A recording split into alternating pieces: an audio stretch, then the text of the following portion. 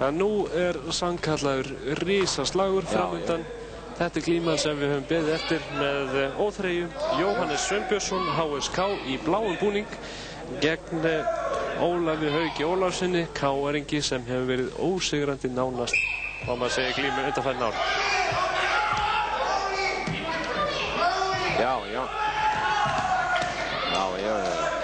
En Ólafur, hann margreyndur og hefur verið